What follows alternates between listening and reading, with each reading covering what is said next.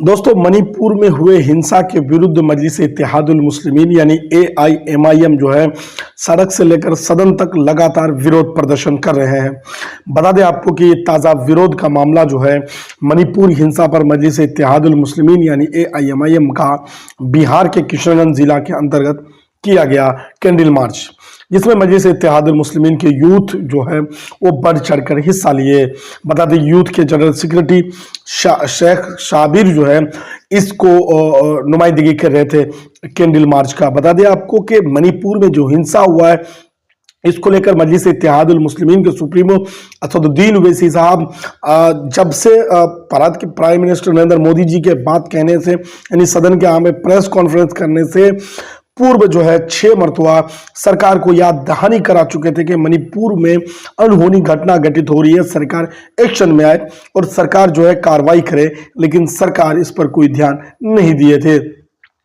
मजलिस इत्तेहादुल मुस्लिमीन के सुप्रीमो असदुद्दीन ओवैसी को अल्लाह ताला ने दूर अंदेशी अता फरमाई है।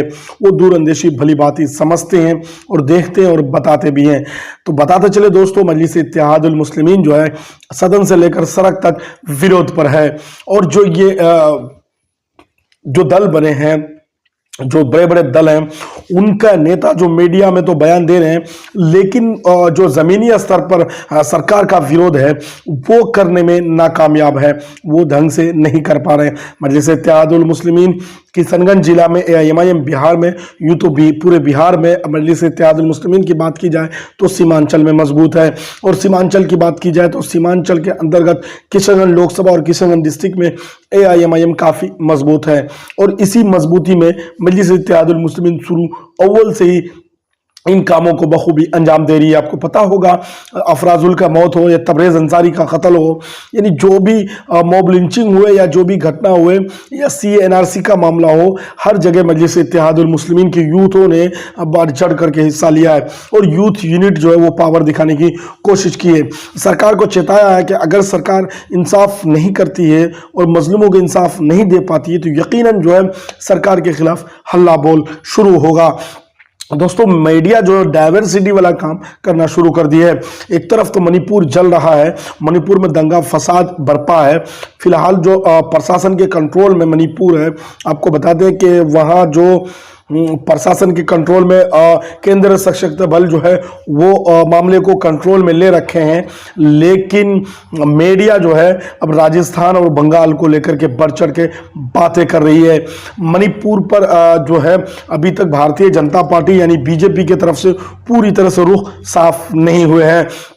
क्या बीजेपी के सीएम जो है वो इस्तीफा देंगे और नई तरीके से राष्ट्रपति शासन लागेंगे, या नई तरीके से चुनाव होंगे, या फिर जो इन सारे मामले में उलझे हुए मणिपुर है उनको सुलझाने के लिए कोई नए तरीके से कोई कवायद शुरू की जाएगी?